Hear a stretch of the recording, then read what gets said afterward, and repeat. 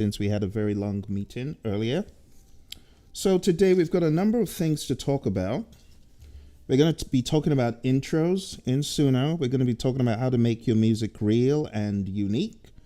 We're going to be talking about how to release your album using AI. And we're also going to be talking about Sunologies.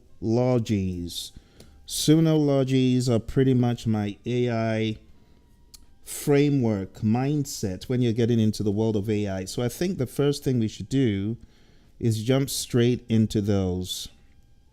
So without much ado, let's jump into some of that.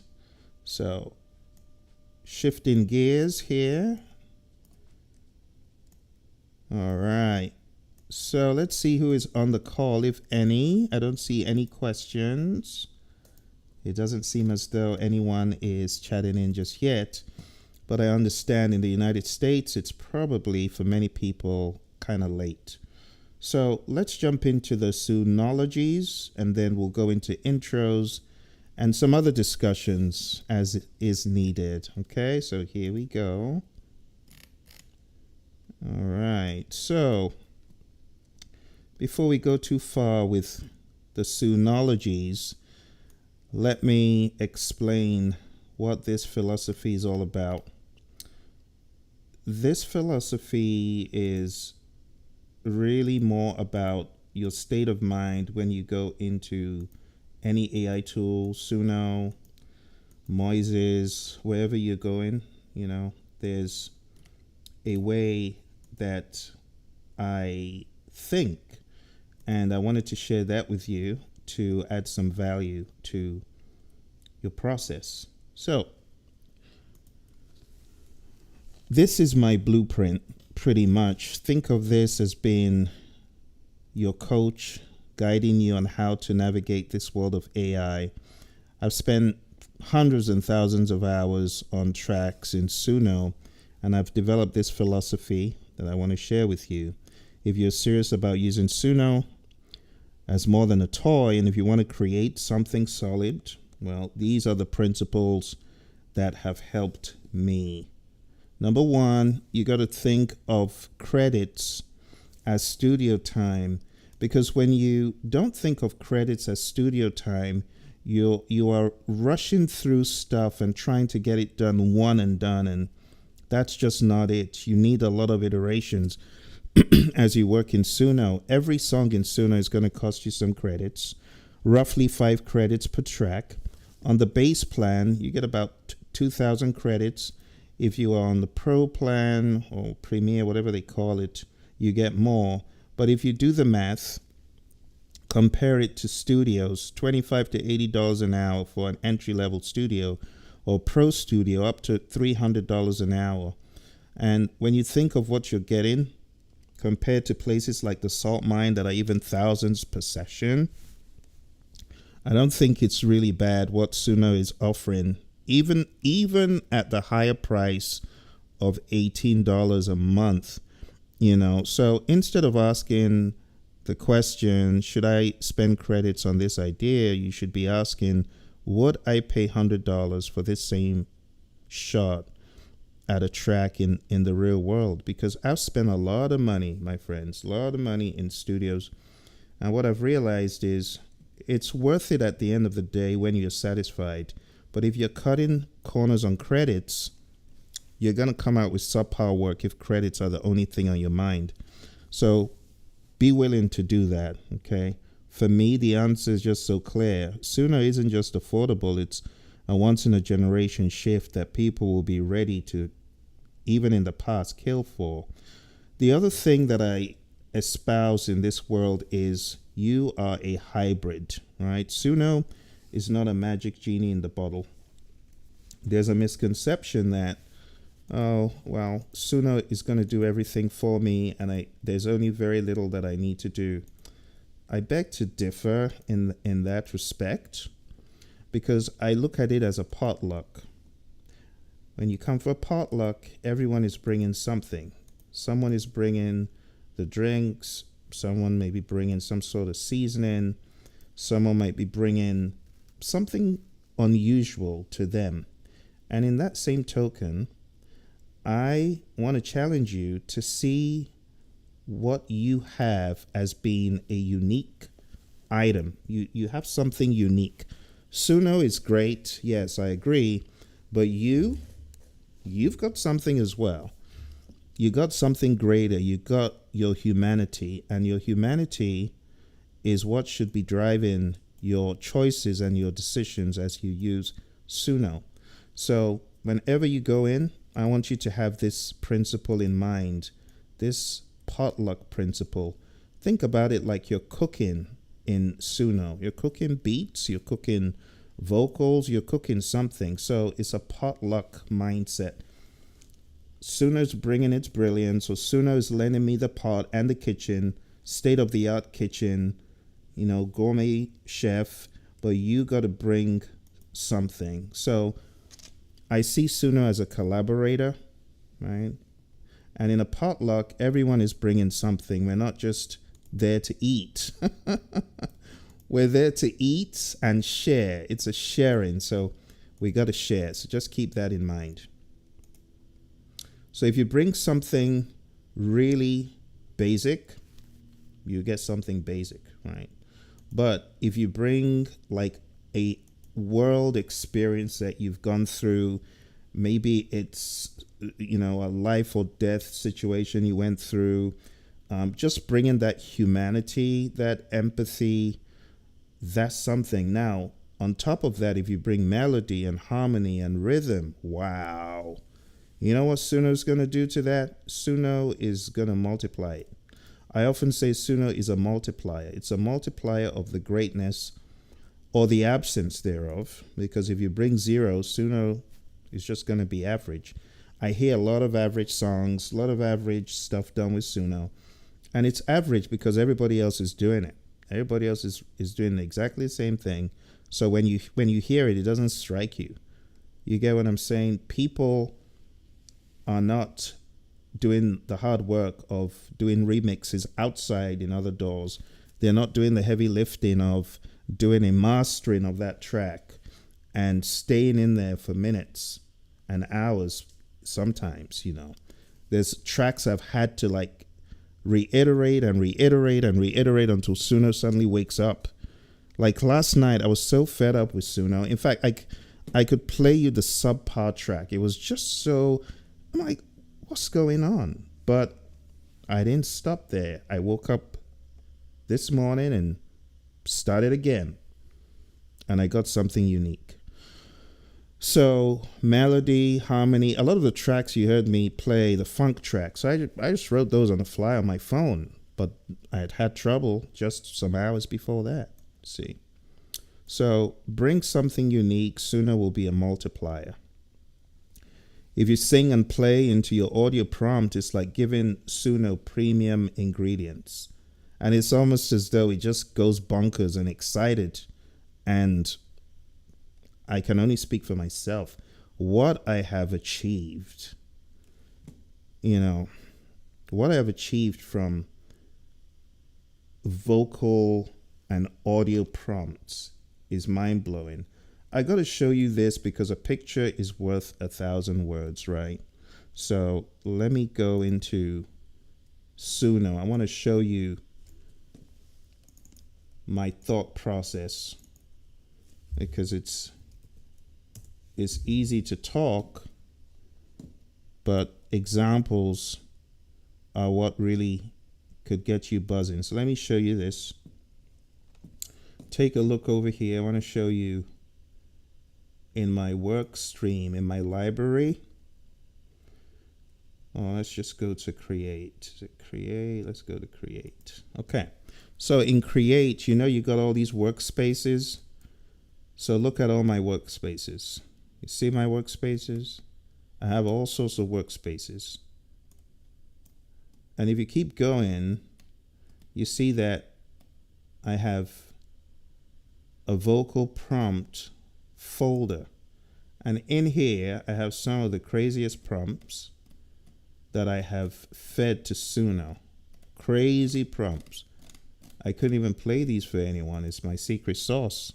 But I have a lot of prompts in that folder. And then I have many other folders, as you can see. So I have a method to the madness.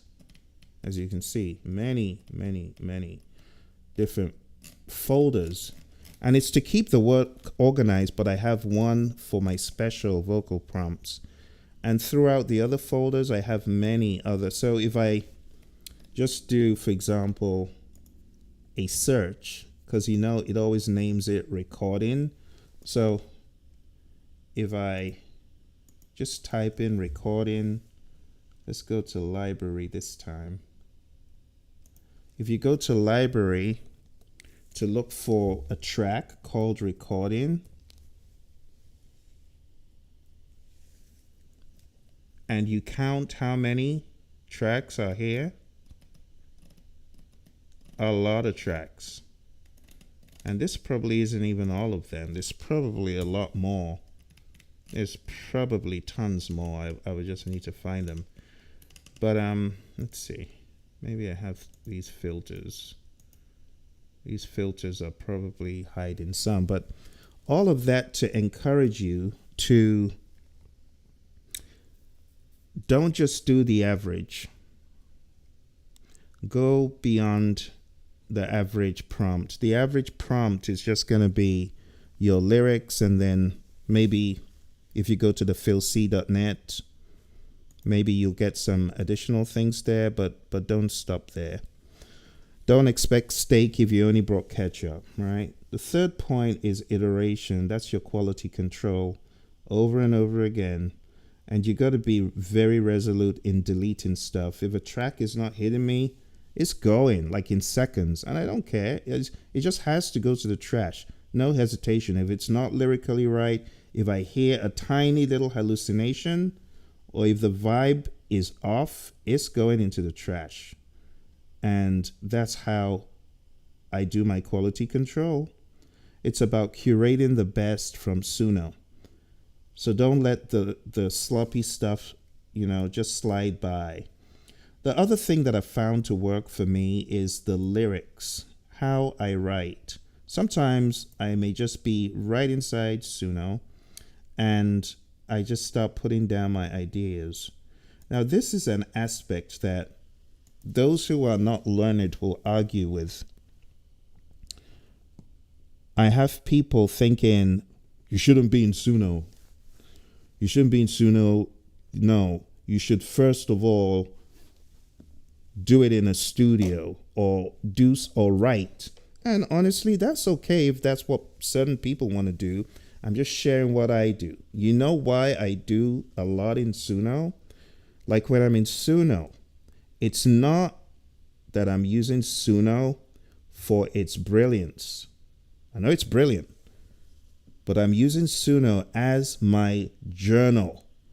I'm using Suno as my catalog. So I'm putting all of my ideas. I get an idea of some vocal, like the other day, that bag talk, trap, beat. It just jumped into my head. I was just doing chores and I get this idea. So what do? You know what I did. Got my phone, went to suno.com and started with a mumble rap, laying down just the mumble rap. I mean, I'm doing chores. I'm not in a studio, but I've got my phone, or you're on the road or you're on the go and you just get this crazy melody. This arrangement just hits you. That's the time to bring out Suno. You see, the unlearned person that hasn't been through the experience of working in a real studio or writing songs the traditional way will not appreciate Suno for this. But you get a lot of inspiration and it just vanishes. It just goes into the atmosphere. You never see it ever again. I don't know if that's ever happened to you, but with Suno, it's going to be captured right there on my phone. Boom, I capture it. Just like a mad professor in a lab that stumbles on a magic formula. And I know I've got the magic formula. Eureka. And I'm going to take that thing and when I finally get into the studio, I already have the idea down. You get what I'm saying? So my mindset is very different from what a lot of other musicians might say. because I know the value of Suno, having lost a lot of inspiration by not having a vehicle to store it. The other thing that gets me wildly excited about Suno, not only is it a journal, it is also an operation, an entire operation to cook that steak, to cook that beef. And by the time you are done cooking, you've got a great idea. You've got a catalog. As I showed you, I got all these recordings done. And some of them, I just named them specially. I put them in folders. So it's for journaling, but it's also an operation, you see. And then as the operation is developing, as if you want to take it outside of Suno, bring it back into Suno, at least you got the original. I have to tell you, folks, sometimes I'm listening to some of the tracks I've done with Suno, and I'm like, could it have been that smart? Could it have been that smart? Then I go back to my recorded prompts, and I'm like, wow, I actually forgot I did that. I actually forgot I put that nuance. I don't know if you want to call earlier. I put in a loop into the composite, that Kirk had done. And I'm listening back and I'm like, that's Kirk's loop. This thing is feeding me. Yeah, you're a good copycat. So it excites me to have a repository. And that's why if you are a musician that loses ideas or you don't act on ideas, I challenge you, just zap it into Suno and you'll never forget, because it's going to be there. You're always going to be able to go back to it. So that is another huge, for me, it's a huge selling point of Suno, to be able to use it as your catalog, to be able to use it as a base that you can go back to.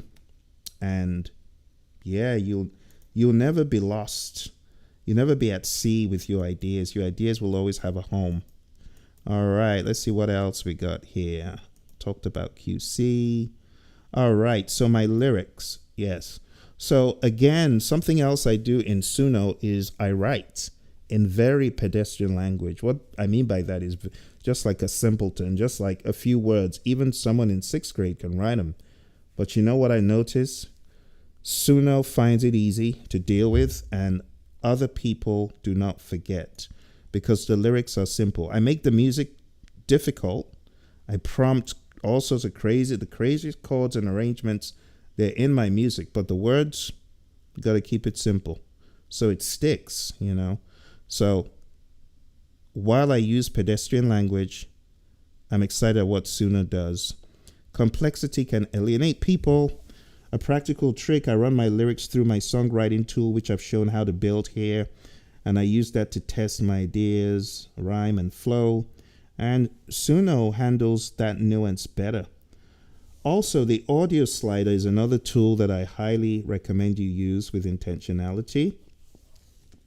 The audio slider helps you be in the driver's seat as far as how much influence your audio has. Sometimes I want it to be 100, and other times I want it to be 80. And all of these things, I discover them from curation. I just go bit by bit, developing bit by bit. And sometimes I realize, oh, this works for this kind of song. This may not work for that kind of song or that kind of prompt. So use the audio slider with intentionality and experiment, iterate with it. When you've crafted a strong prompt and recorded a solid idea, you can crank the audio all the way up. Like I unashamedly just crank my audio up to 100, and it's not disappointing me.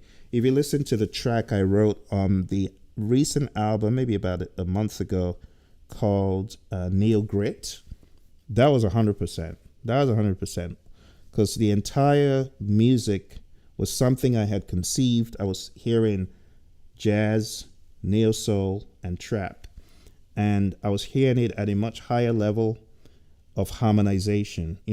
Not the usual triads, not a minor, not that kind of stuff. I was hearing a lot of dissonance. I was hearing a lot of collision, but still pleasing. And Suno was able to pull it off because my prompt had the exact chords to a T. Like I actually had to go back and verify. Suno, are you that smart? Did you just give me those chords? Oh, I gave them to you. I gave them to you. So Suno thrives when you show it exactly what you want to do. The clearer your audio input, the less iteration you'll need. And that has saved me a lot of credits because it's just spot on. You also need to understand that Suno is the beginning, it's not the end. And what I mean by that is that Suno gives you raw output, but it's not the finished product. You gotta bring out, sometimes you just gotta get your door open. And even if it's just your stereo finish from Suno, you gotta put it into that door. You gotta expand it. You gotta use some isotope drops. You gotta use some ozone, whatever you use. But you gotta expand that middle. That middle is just too narrow. And in terms of the elevation, it's too flat. You gotta expand it horizontally, vertically, get a more robust, rounded sound. And the way to do that is to play the long game. Open your door, throw that thing in, spend time, and get good with it. It's not the finished product. If I played various tracks before and after, you wouldn't even believe it. You won't believe it. And I've played this track a few times. I've talked about this track a few times. Let me get this track up here. So the track that I put out today, the Bag Talk track. Hey everybody, Walter Goggins here. No, not so quick. So this track, I'm going to put it on the screen momentarily. This track, and I'm going to show you how I built the video. But this track started off with the mumble and writing to the mumble, but I took the stems out of Suno. I took it to the DAW. This entry, this beginning point was crafted on after. This is my voice with autotune.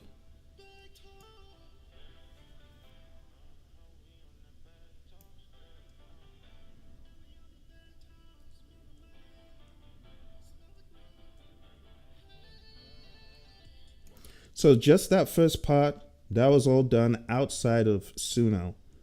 And all the ad-libs on this thing were done outside of Suno. They were treated with that familiar trap autotune, then brought back in. And then in the verse, you hear a whole lot of voices. And all that stuff was done outside of Suno. Let me see if I can find it. Like this section here, I'll play a little bit of it. This is all outside of Suno.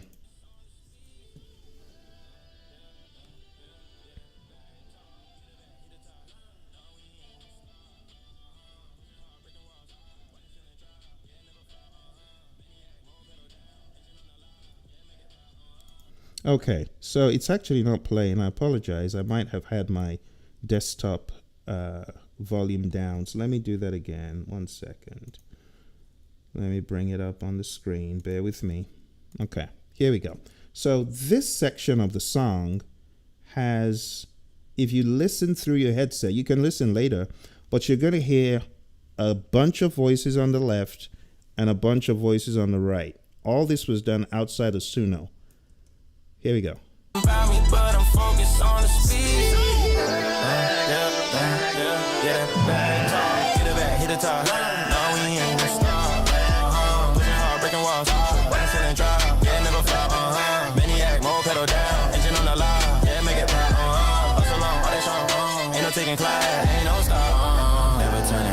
So when you get a moment, just put on a pair of headphones, and you'll be able to hear the intricacy in that section of the song. Because what I did was a lot of work outside Suno. That track was not anything, honestly, when Suno was done with it. When Suno was done with it, it was okay, but it had a long way to go. And then going into Suno, I had a very, very long process for that song. So I'm going to show you the process for this song in a few moments. Just hold on. But the summary of what I'm saying is Suno is not going to give you a finished product. It's going to give you something you can run with. But if you don't run with it, it's just going to be a Could be mediocre, it could be almost good, but not truly awesome. So start whatever you're doing in Suno, whether you are documenting your mumble, just like I did in that case. I had the mumbles and the ideas of how it could flow. And once it was there, I wouldn't forget, you see. So when I say start, I'm not saying that you cannot get, like, sometimes I get a saxophone and I'm going to play that saxophone as you see me do, like really, really poorly, but it's getting that energy, and I put it in Suno, and then that's where a lot of the magic begins. It's the entry point. So that entry point, whether you're bringing in a track that you did millions of years ago, like me, that Suno gateway is the entry point. But at the end of the day, whatever you do in Suno, take it out, put it into a DAW. If you really want to get a bang-in track, and I'm talking to producers, because I know if you're not a producer, it could be hard to even know where to begin. And I'm hoping that I'll, give some lessons on the basics, the 101. It's not that expensive to begin, For under $150, you can get a decent DAW, and you can begin getting those plugins and doing great stuff with them. So polish with your plugins, whatever you're using. You don't have to break the bank. And then you can also use Lander to master, which is really good.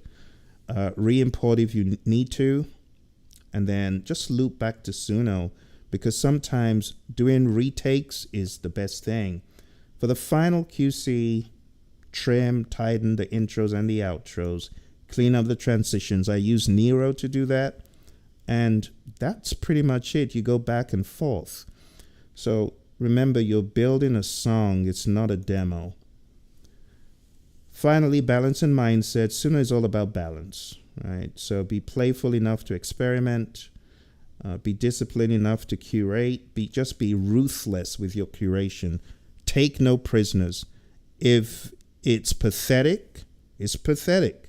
If it's full of artifacts, it's full of artifacts. And it needs to be blocked. You are now the gatekeeper. So are you going to be a good gatekeeper from AI slop, or are you going to just let all the bad stuff get in? And I know it's relative to how you hear, I know, but you have to be true to yourself, right? Be optimistic enough to push through the iterations. Sometimes you just have to go to bed and say, not tonight. That's it. It's not going to work. Not going to work. Suno is not cooperative. See you tomorrow. And remember, the joy of finishing a track that feels solid, I'm telling you, it's unmatched. You'll feel really good with yourself when you know you've done the due diligence. Suno gives you tools, like I said, entire generations. They would have robbed, they would have pilfered, they would have done bad things to get them. But just remember that every track is an investment, it's a learning opportunity, and every deleted file is closer to something timeless. So just stay encouraged, stay in the fight. And I wish you a great time as you create. All right? Creation is not for the faint in heart. You are going to have to persevere. You're going to have to stay in there and just keep on doing it over and over until you get something you truly believe in. All right. Well, that's the philosophies I have for using AI tools in Suno. Very Suno-ish. But the next thing I want to do is give you some insights as far as my flow for that track. I got to show you my workflow, because the workflow is something a lot of folks could probably learn from. So let me bring that up on the screen. Okay. So, how did I begin that track? And just use this as an example. Mumbles and vibing recorded first directly into Suno. Secondly, you got to compose your lyrics. So compose the lyrics outside of Suno. I took the idea, I spoke the idea, I went tweaking back and forth in the custom app I built. And I've shown how to build this songwriting app on the channel. Follow through, you'll get yours. Do it in Gemini, follow through. Or those of you who are developers as well, you know what to do. Then prompt for the feel. Your prompt, when you're writing that prompt, you got to spend time. Sometimes I spend 5-10 minutes just writing the prompt, as you've seen in some of the videos. Then enter the prompts into Suno. Have a first cut. I downloaded the stems. I mixed it in the DAW, which is Mixcraft. I use a very simple DAW. You'd not believe what I get out of it, but I love simple. You know, I have Studio One. I've used Cubase. I've worked with engineers who use Pro Tools and Logic, and those are all great. But I just use simple old Mixcraft. Very, very simple. And then ad-libs. I put in the ad-libs in Mixcraft. I put in the background vocals. I was going for the Bone Thugs feel. Then I mixed down. Then I mastered. First cut with Isotope. Then I loaded it into Lander. And then I further engineered it by listening attentively and deciding on what the setting would be for the loudness and the clarity. And then I got the output from Lander. I imported it into Nero, the Nero audio editor. I shaved off parts of it that had the artifacty stuff at the beginning and especially the end, and did my final check, uploaded it to DistroKid, and now you can just look for the album. It's out there. It's called One Voice, Many Songs. So I put it on that album. And as far as the video, because I got ideas about the video, and I had to make the ideas work. It was very tricky. So I first drafted the characters in Sora. You folks know what Sora is? This is Sora. If you look at my Sora, you see a lot of imagery that you might have seen on this channel. These are all generated from text prompts. These are all generated from text prompts. Many of these, you see these on the channel. These are all text prompts, right? So I use a lot of Sora. So that video of me with the record executive driving, this was done in Sora. But then you got to take this and then you got to import it into Hedra. So this is going to be very straightforward for you to know what was going on. You just copy this image, you put it into Hedra, and you then match the audio and the video. But I'll show you very shortly how I did that. So you draft the characters in Sora, and then you can manipulate the characters in MidJourney. Let me give you a very quick illustration of that. Okay. So MidJourney. When you go into MidJourney, you can see this. All of this stuff was done in MidJourney. Some of the animations, it's kind of like B-roll almost. This was all done. So what you would do here, you could paste an image, such as that record executive. You could choose that you want it to be video, you want it to loop, and you just hit submit, just like any other AI tool, and it's going to create a video. Now, I use this when I don't necessarily want to match audio exactly onto the mouthings of the characters. But what's going to happen here, as you can see, it's baking this thing. When it gets to 100%, you're going to have a loop that could play forever. Same loop, just over and over again. But it can be very helpful for, think of it like B footage in your video, you know, just filling in empty spaces. But beyond this, and it doesn't do a bad job. I didn't even give it a prompt. I just threw in the photo.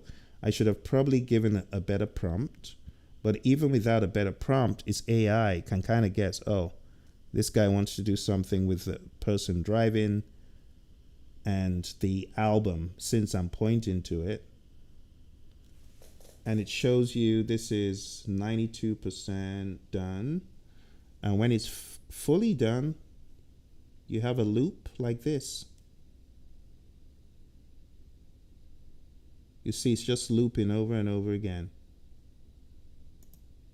Over and over again. So this is one of the tools that you could use to create some footage to fill in space. So I manipulated in MidJourney. I further drafted in Gemini. So just so you know, Gemini, if you have a pro account with Google, Gemini can be used to draft some ideas further. You just type in a prompt and it delivers an idea in video. So let me move this over here and see if I can grab a Gemini page to show you how it works, or any of the pages I used. Let's see.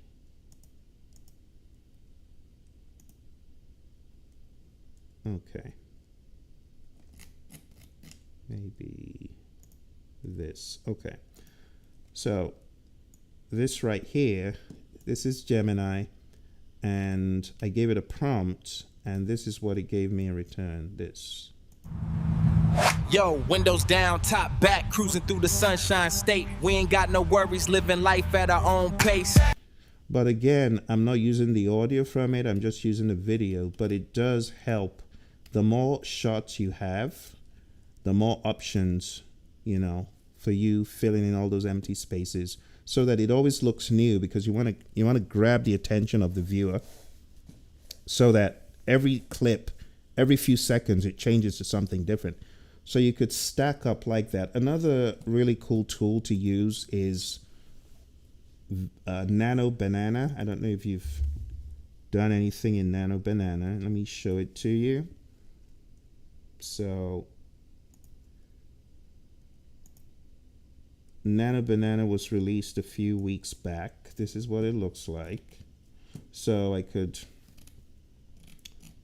get started, sign up and get started. Okay, so I'm in here and I could just paste this same photo, and I could give a command. I could say, make the car red and covered, and hit run. And at the end of the day, you're gonna have a different image. See that? So I just gave it a simple prompt: make it red, make it covered. Boom. You can then take this if you needed to, and you could animate it. So I use NanoBanana as well. Another tool that I use for the video is VO3. This is VO3. It's the tool that empowers Gemini to be able to take prompts and give you the video. But this is the main tool from Google. So let's click on Create with Flow. And why does it want me to sign in? Okay, go to sign in with Google. Sign in with Google. Let's do that. And then when you're signed in, as you can see here, all of these are videos that were created for that same rap video.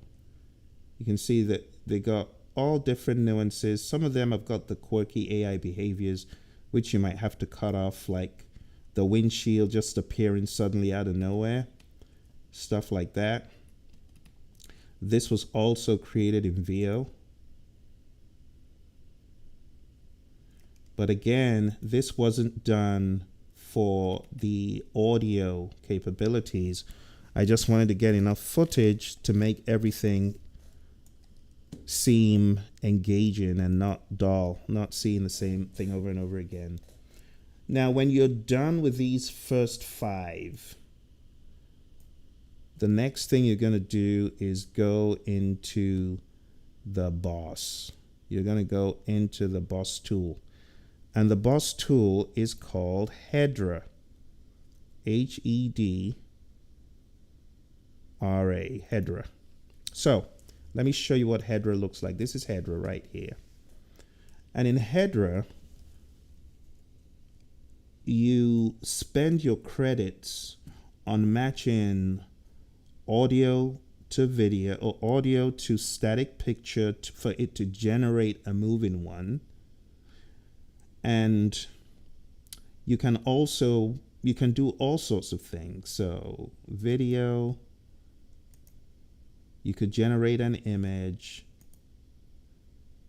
You could generate speech. I don't use that. You could create a real-time avatar, and then you got a library of whatever you've done. And in the library, it just shows what you have. So this is another video that I'm working on, just to give you an idea of what a finished product would look like.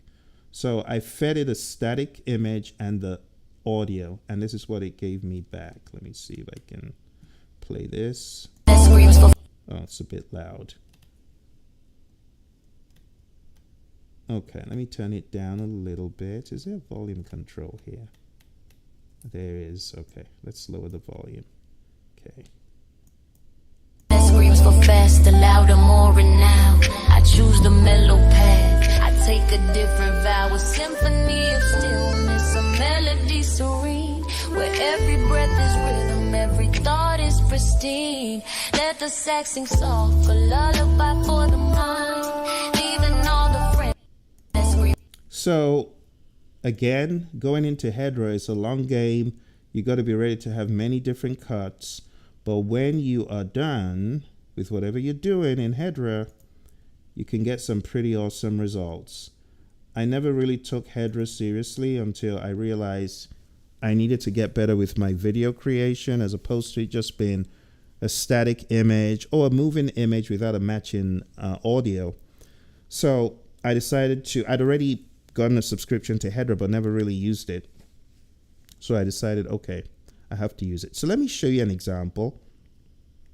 I'm going to load the audio, and I'm going to load this start frame. I'm going to show you how it all works. So let me add an audio real quick. Find an audio somewhere from my desktop that works. And maybe the back talk one will be a good one since you've seen it. So when you load the audio, it shows you this. You got to decide how much audio do I want to put on. Now, depending on how much audio you put in, your credits could run out very quickly. So you have to you have to be smart with your audio. Let's check it. It's very loud. Turn that down. Okay.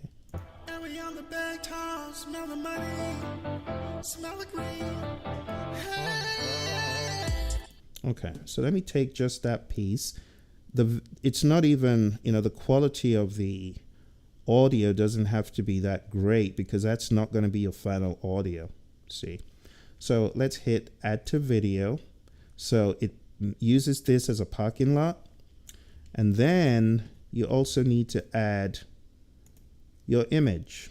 So let's find an image for use here. Let me find one that comes with the video. Okay, this would be a good one.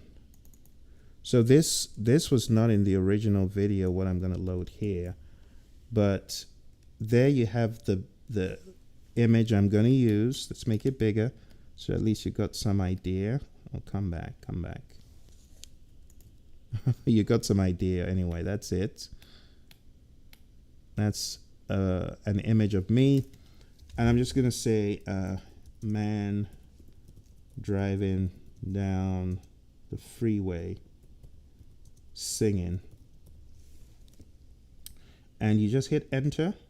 So again, it's a static image. It usually shows you how many credits are going to be dinged. You need to look out for that. I just missed that. But the shorter the tracks are, the better. And then on the left-hand side, it shows you how close you are to being done over here. So we're going to let that cook so that I can keep talking about the process. Okay. So when you get done in Hedra, you're going to have many tiny little clips, or you could actually just get a pro account in Hedra, and you can match 3 minutes of video if you want, but it's going to be very boring just looking at someone singing without all of the dynamic interaction. You get what I'm saying? It's not enough just to see someone rapping or someone singing or someone playing. That's why you have so many different shots, and that's why music videos cost a lot of money, because you're going to all these different locations. But the cool thing is you can do them all in Hedra. You can first of all create a superior prompt. So let me give you a few words that you want to look out for if you want a very good prompt. Let me actually give you the first few words here.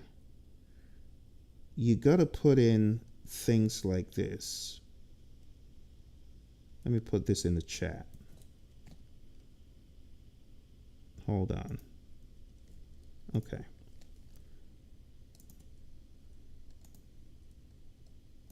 All right, so in the chat,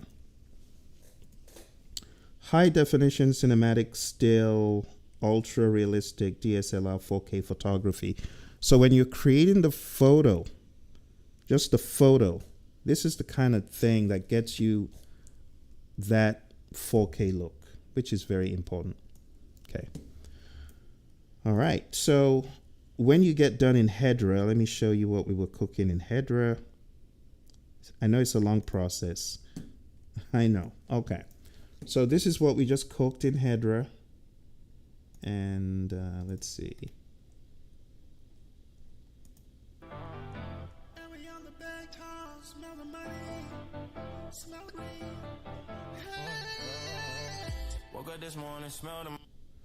So that's how you do it. But again, it wouldn't make sense to have the ad lib and the lead voice show as one person, just like it was about to. Instead, let's make it bigger so you can see it properly.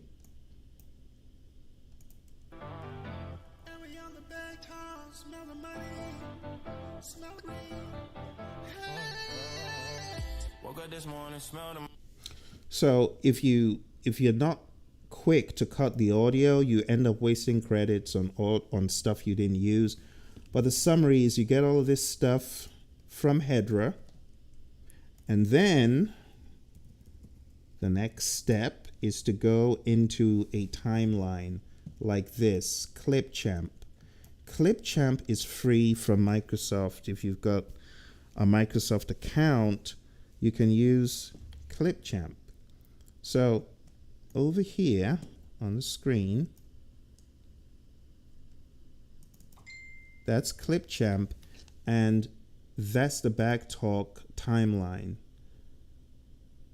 And the timeline has got all of these little ingredients, as you can see, lined up. And, you know, I've used everything from Premiere to Vegas, so many tools. But I realize it's not about the tool. It's about the brain behind the tool, right? And like I said, I like simple. So even though I have other tools, I just like using this because it's very simple. You line them all up. You also have the audio track. So loud. Wonder why it's so loud. Let's turn that down. Way down. Okay. So. Big talk.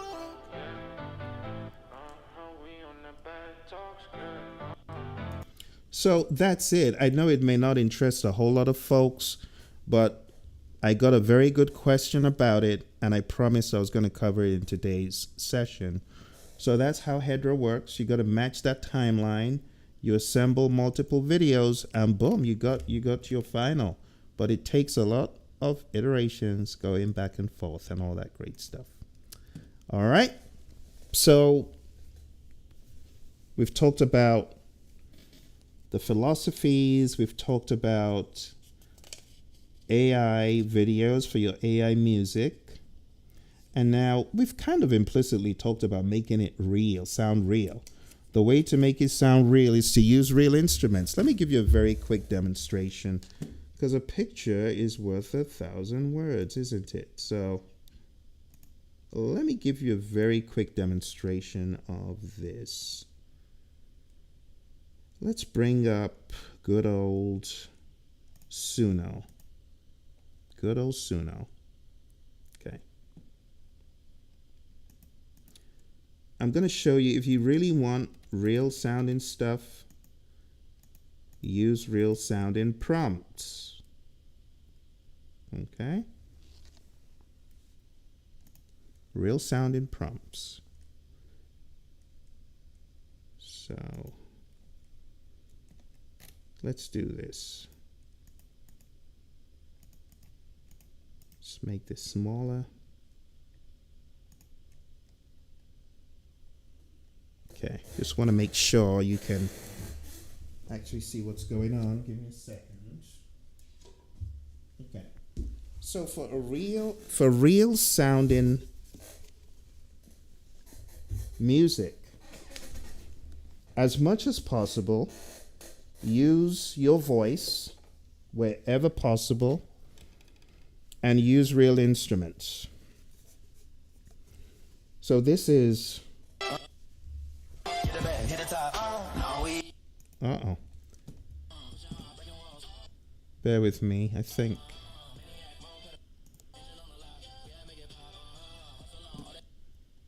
I've got... Okay. Where's that coming from? I've got a very loud odd... Okay, it's that. Sorry about that. Okay. So going into Suno.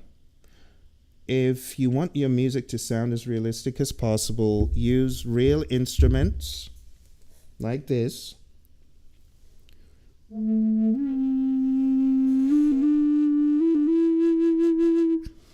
When you use real instruments, the way I joke about it is Suno awakens the beast, the giant that's going to help you create some great stuff. So let's make sure we're on the right track. You always want to make sure the right microphone is connected. Let's record this real quick.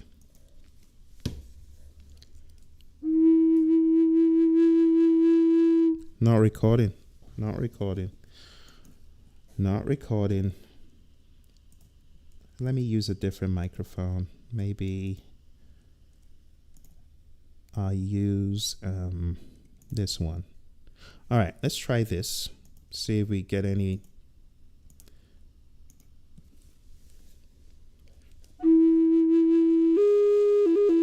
No. So this is an ongoing problem I've found in Suno, that it may not record when you want it to, but I'm not going to waste time with that right now. What I wanted to demonstrate to you, I wanted to cook a track real quick and show you, if you have a natural sounding instrument or you use your real voice, that is the best way to get real stuff out of Suno. So for those of you who are new to this and you feel, I'm not a musician, I beg to differ. Everyone has got their inner musician. I don't care whether you're a bathroom singer, whether you're a street singer, whether you're a car singer. You got a voice, it's an instrument. That's your very first instrument. That's the instrument you can carry everywhere. And then your snaps and your claps. Those are your instruments. You got a voice, you got snaps. Those are things to use. I've demonstrated it so many times. I think some people might get bored, see me do it over and over and over again. Okay, let's do it. Let's do it here. Watch this. Let's hope this records. It's looking sensible. Check 1, 2. Okay, thank goodness. It's not following Suno's bad behavior. Now watch this. Ba-doom, doom, doom, doom, boom, ba-ba-doom, ba-doom, doom.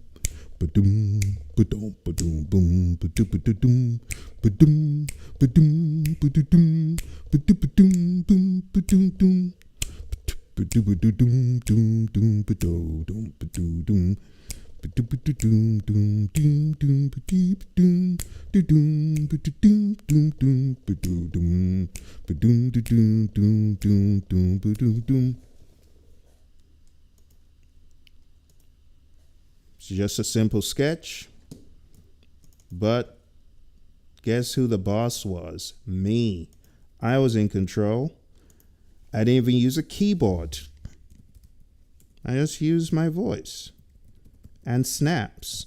And you can do that for any song. You can hum the song.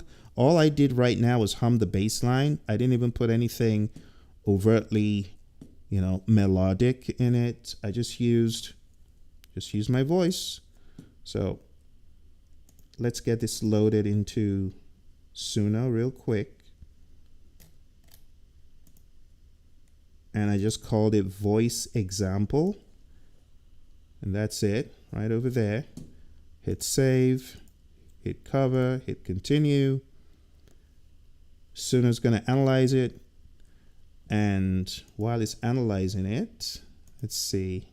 There it is. Oops. What did I do? Okay, there it is. So the lyrics. Happy, happy day. Hip, hip, hooray. Glad that it's your birthday. Hooray. Happy birthday to anyone whose birthday is in the month of September that just is concluding.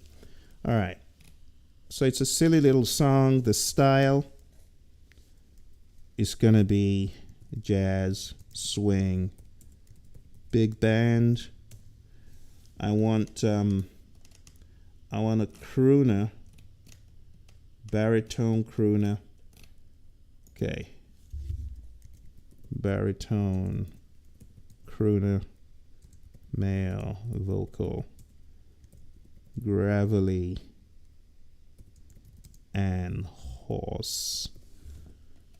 Okay, what else? Advanced options is your friend. This is what I was talking about all the way up here, because I want that bass line in there. Influence cranked high. You could just max them out at 100. Why not? And then funny birthday song.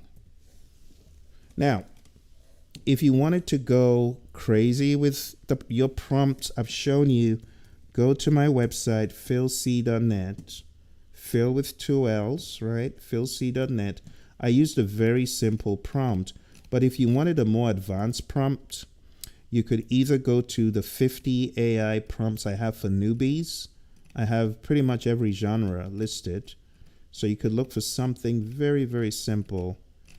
Something in jazz. Control F jazz. Oh, right at the top. Cool jazz trio, smooth lounge. You could use any of these. Or if you're more adventurous, go to my environment generator. And in my environment generator, the more advanced one, you could go to genre, jazz, subgenre, okay, swing, mood, energetic, tempo, something above 100, crisp, clean, no, that, okay, jazzy swung backbeat, acoustic bass, muted acoustic. How about, yeah, a trumpet. So I would like a trumpet. I got to remember to change it. Harmony, complex, warm, evolving. Yep. Okay. And all you do is hit generate prompt. This is entirely free. Click that button. You got your free prompt from your buddy Phil. Smash the like button though if you're getting value from this, because I need you. I need you to be one of the subscribers. So don't be lurking. I need you. I need you to be an active subscriber, right? Share your ideas. I'm telling you, the people on this channel, I am so blessed to have them, because the people on this channel, all of our subscribers, they're always so helpful to give me insights, to show me ideas, and to inspire entire albums. I've had at least 2 or 3 albums inspired by subscribers. Like Mr. inspired my last album with a question, and I've had others like that. They just send me on an expedition in a good way to go deliver stuff. Also, these prompts, like this one, this is from Beatology. He asked the question. He said, Phil, can you build something with subgenres? That's how I got this. Someone asked me, Phil, do you have a world music generator? I said, oh, that's a good idea. Why didn't I even think of that? I'm a world music musician. You can look under Phil C on Spotify. You hear a lot of world music, a lot of Afrobeat and other things like that. So I built this, but it was because of you guys. You guys and girls are awesome. Anyway, let's go in here to styles. So I could leave it like this. I want you to look at the difference, okay? So we're just going to put the name in here. Funny birthday song 1. Let's create with my minimal prompt. And then let's put in this slightly more robust prompt. And we'll just call this Take 2. And create again. You see, this is why credits, they don't move me, because do you know how many hours in a studio this would have been? To get an acoustic bass in, to get a traditional drums, even if the drums and all that stuff is set up, you got to pay the drummer, and you got to find a good drummer who can play good jazz. Anyway, let's listen. I think you'll be pleasantly surprised at the quality of version 5 if you haven't already heard it. All right, let's go from top.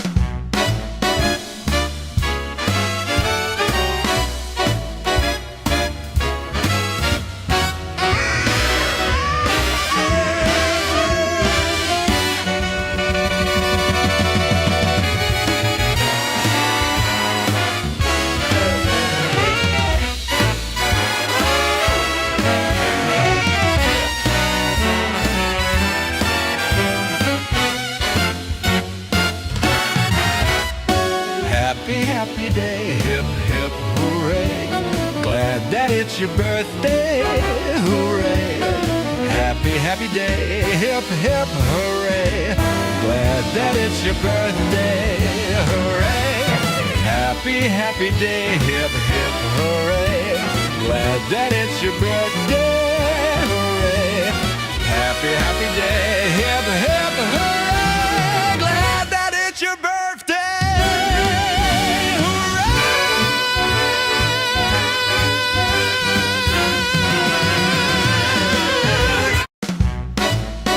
All right, so that song didn't end very nicely. That will actually be a good example for my next point, but let's listen to the next song. Here we go.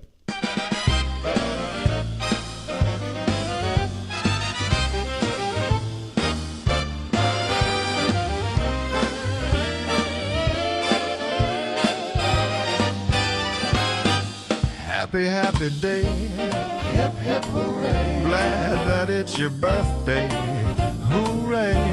Happy day, hip hip hooray. Glad that it's your birthday, hooray. Happy day, hip hip hooray. Glad that it's your birthday, hooray. Happy day, hip hip hooray. Glad that it's your birthday.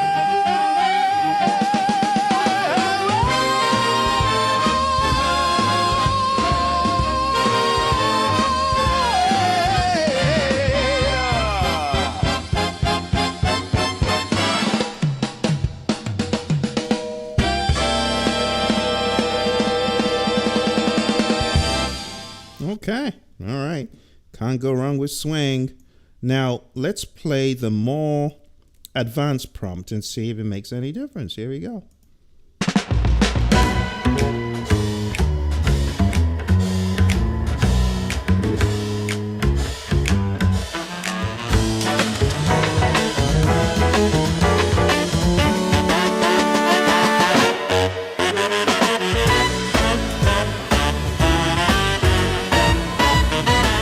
Definitely a difference.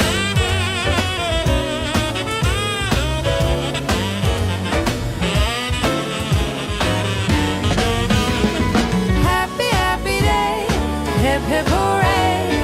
Glad that it's your birthday, hooray. Happy, happy day, hip hip hooray. Glad that it's your birthday, hooray. Happy, happy day, hip hip hooray.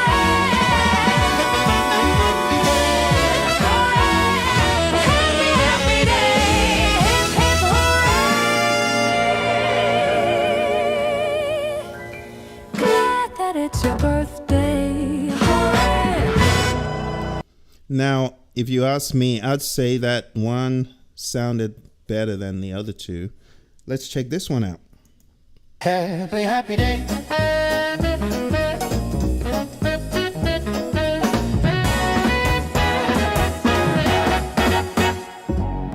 Happy, happy day, hip, hip, hooray. Glad that it's your birthday, hooray. Happy, happy day, hip, hip, hooray. Glad that it's your birthday, oh, hooray. Happy, happy day, hip hip hooray. Glad that it's your birthday, hooray.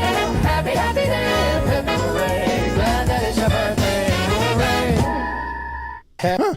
Well, yeah, little bit of hallucination there at the end with that funny keyboard thing, but honestly, I prefer the two that had a more robust prompt.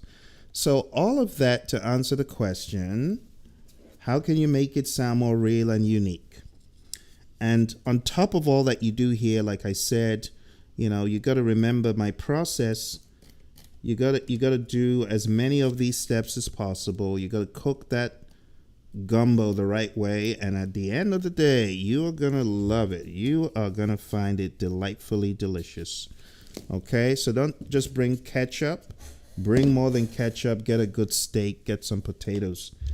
All right, so the final thing that I got for today is album releases using AI. It's very simple. Write your own stuff, okay? Be an active contributor to your music. Don't cut corners. Go the long game. And when the time comes for you to submit your work, you should. Let me be perfectly honest. I have hundreds and hundreds of songs, and while I am registered with BMI, I'm not putting every single song in there. I just do not have that bandwidth. I go for my top shelf stuff that I know that's a once in a lifetime song, because I know that the other stuff will hold up in a court of law with my documentation. But there's certain songs that I, as a point of duty, just have to register them even before remotely releasing them or letting another pair of ears hear them. So I would say if you are thinking of releasing anything that is extremely precious to you, make sure you belong to one of these, either ASCAP or BMI. It's very straightforward. Just Google it, walk through the process, and register your songs. At the same time, the Copyright Office also has a vehicle for you to do that. So you could do both, depending on what you feel like. But finally, in terms of the release, because the question is about the album release. For the album release, my suggestion to you would be to use a platform that doesn't give you as much hassle. So let me show you what that is. Just type in the words DistroKid, DistroKid.com. Go in here right now, sign up, and you'll be amazed at how easy it is. I just started using DistroKid very recently. I had used Landa for the longest time, CD Baby. I had used those guys, but CD Baby not as communicative as Lambda. Not bad people, they're good, but CD Baby became less and less involved in my stuff. And then Lambda, as an independent artist, I found Lambda to be very good. I still use Lambda. I use DistroKid for more of the stuff I've done as Phil the Creator. I use Lambda for more stuff under my Phil C umbrella because I want to keep my music that was recorded pre-AI very clear that's all, pre-AI. And then the stuff that's done post-AI is all under Phil the Creator. And that's why, as an artist, I've decided to make it very clear so people listening can hear, okay, this was recorded without any AI influence. If I record anything without AI influence, it goes onto my Lambda distribution. Some of you are wondering, what is Lambda? Lambda is spelled Landr. So I'll show you both of them momentarily. So to go to Lambda, landr.com, if you are looking for a solid, oh my goodness, guys at Lambda, girls at Lambda, I got to give you a round of applause because you were there for me when I had nowhere to go as far as a solid mastering option. So I hadn't really started dabbling into full-blown mastering. I'd done a little bit here and there, but I didn't have a solid method to the madness. But just as I was beginning to evolve in that regard, there came Lambda, and with their AI solutions for mastering, trust me when I tell you, they're not bad. Other engineers have compared Lambda and a whole suite of them, and Lambda came up as one of the top 2. So it doesn't overdo it. What I like about Lambda is it's not going to make you weird like DistroKid. And shout out to DistroKid as well. It's not trying to shade DistroKid, but DistroKid has their own mastering little secret sauce option at the end. It doesn't give you as much control. I wouldn't even compare it to Lambda. But what I find about it is it overdoes it. It overdoes some of the higher end. It sounds a little bit too crisp. And there's a tendency to want to get excited about the highs, but I've learned not to. Yeah, just because your music sounds all sharp, it's not necessarily good. So I like Lambda in that it gives a balance. And let me just show you what that looks like, because all this is all theory without the practical. So I got to show you, huh? So let me log into my Lambda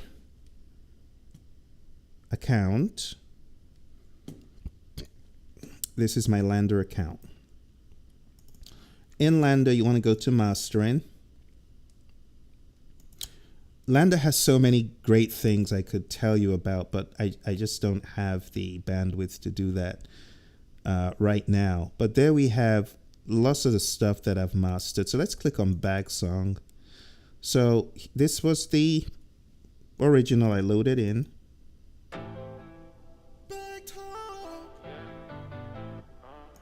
This is the final. And it's not just the volume. It's not just the levels, even though the levels are important.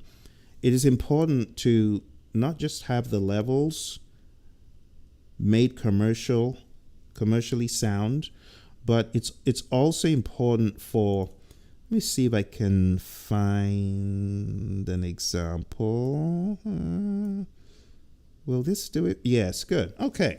So this is a very good example. So when you load your song into Lambda, it gives you this option of style and loudness. Those are 2 parameters. And I like the fact that it's very simple. So if we turn off the master and just hear the original.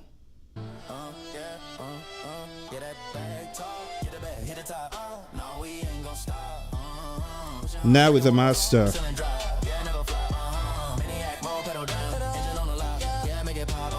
But that's not all. Here we have everything unbalanced. Just look carefully and you see me as I'm clicking on these things and see if you can detect differences. So let's play the original.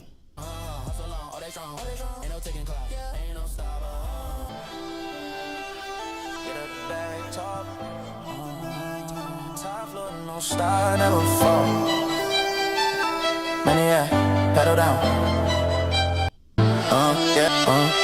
Yeah, that bag talk, get the bag, hit the top. No, we ain't gon' stop. Pushing it hard, breaking walls. Watch the ceiling drop. Yeah. I know it's very loud, and trap is, it's kind of aggressive music. But with these 3 categories for style and 3 categories for loudness, let me find something tamer. That's a really in-your-face track. Okay, here's a different one. So let's see if I can find gentle flow. All right, let's try this. Okay, so here's another one. This isn't as abrasive. I apologize if it's like too much. Here we go. So let's listen to the original. Slow, steady like the morning dew. Wind breeze whisper soft and low. Calm and watching my spirit grow. So much peace I'm looking for the soul. Washing over, taking full control. Transforming from greater vibration here we go. See the difference? In a world that screams for faster, louder, more renowned, I choose the mellow path. I take a different vow. A symphony of stillness, a melody serene, where every breath is. So there is a big difference. I mean, listen to the original. Rhythm, every thought is pristine. Let control slow, steady like the morning dew. Now the master. Calm and watching my spirit grow. So much peace I'm looking for the soul. Washing over, taking full control. Transforming a move from greater vibration here we go. So it expands it, it enlarges it, the right dimensions without overdoing it. Now, while Lander is great, it still doesn't give me the isotope secret seasoning. So what I typically do is I treat it with isotope coming in here so that expansion already exists and I'm not looking for it from Lander, because it doesn't give me the expansion that I know needs to be on a lot of the tracks. Now, speaking of expansion and the width, sometimes Suno is like a toss-up. Sometimes Suno becomes like the genie in a bottle, and it just pops up and it gives you some really awesome width. And there's very little you need to do with some of those tracks. But other times it is so narrow that when you hear the before and the after, it's almost comedic, So that is why I recommend Lander. So if you're looking at releasing stuff, you got 2 options. If you're releasing your own music that is 100% human, I recommend you could use Lander. If you're using a hybrid like me, sometimes I'm playing keys, I'm putting vocals, I'm putting some secret seasoning. Even though it's not AI, I still would just rather go with DistroKid, because I have heard through the Reddit Vine that a lot more people have had difficulty with some of the other distributors. So DistroKid is what I would advise. Have your information together, have proof of whatever you've done. For Lander could get very complex when it comes to the information per song. So Lander wants you to tell them which loops did you use. Is this with loops or is it without loops? Is it with AI? Is it without AI?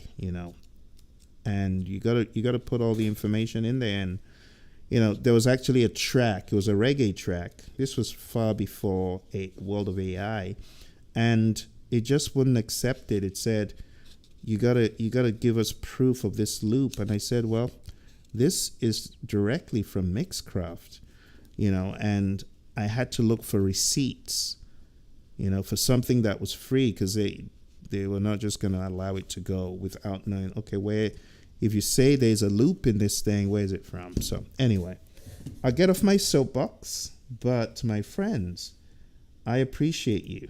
You have done a marathon today. We've been talking about this stuff for hours. It's going to 5 hours today that we've been talking about this stuff. So thank you once again. It's that time.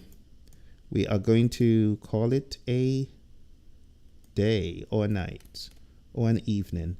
What I'm going to do next is see if there are any questions. I do not believe I got any questions in the chat.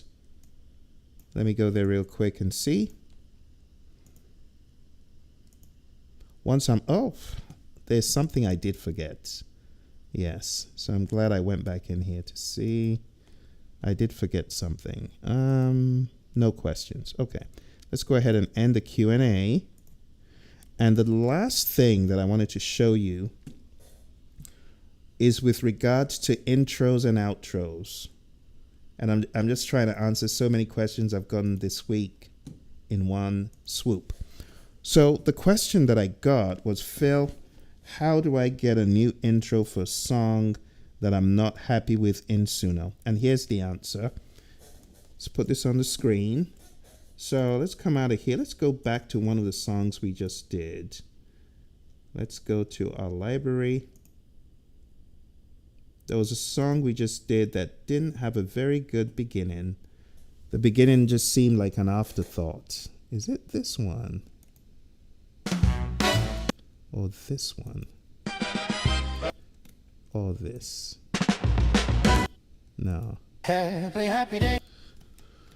That wasn't bad actually. So I can't remember where that song was. I wanted to use it as an example. Okay, let me say I don't like this one, right? I don't like the intro. So I'm going to click on the 3 dots and then I'm going to go to Remix Edit and Open in Editor. Now it's going to open Editor, not Studio, because I know some people are going to be freaking out because Studio is delusional, it's bipolar, it's everything you can imagine. So I'm not going to take you in there. But this is Editor. Now, let's say I didn't quite like the beginning. Let's play it. So let's say I didn't like this. I could highlight that, and then I'm going to say replace. And that's how you get a new intro. You know, you can just hit that, and it's going to be 4 credits. So let's replace it. It's going to think, and then it's going to render some options for you to choose something new. It's that simple. And if you like any of the things you hear, you select them and then you can save it as a new song. And that's how you do it. The same thing for any part of the song. Like usually the standard songs show you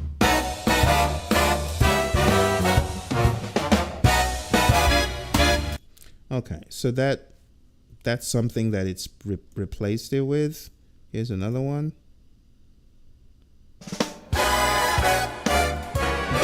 So let's say I like it. Commit. You have to commit to it. Boom, I've committed to it.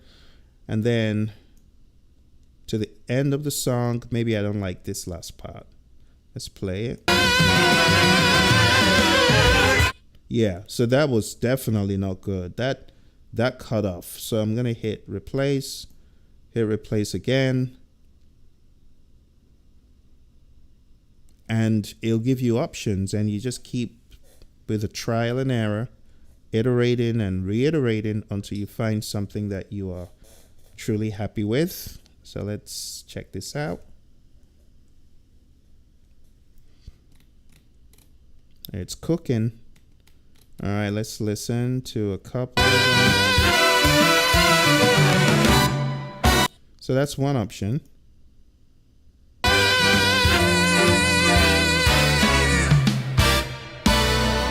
That is much better. I can commit to that. And all I'm going to do is save as new song. Boom. Save as new song. There's your new song. Go to the song. And now you have a decent beginning and a decent end. It's that simple. Okay. Again, thank you very much, my friends. If you have not, smash that like button. Help your brother Phil out. And if you have not subscribed, please subscribe.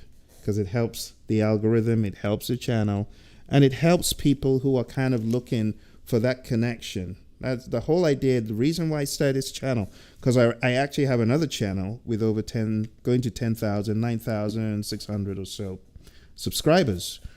But the reason why this is different is people have a lot of direction when it comes to regular music, but when it comes to AI music, it's such a gray area. There's so many people that have no idea what to do.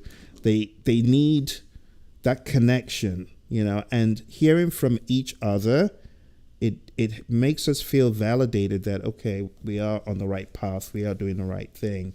And then you can help someone else out. I cannot count how many people have helped me learn stuff that I didn't know about Suno, about Udio. Producer AI was one of our friends on the channel that gave me a coupon code, early bird code to check it out, and things like that. So I want to say thank you to all of you. You folks take care, and I'll give you some leeway. I'll try not to bombard you with videos because there's too much to be said all in one day. But thank you very much. Appreciate you, and I look forward to seeing you very soon. You take care, and bye for now. Have a lovely morning, evening, or night.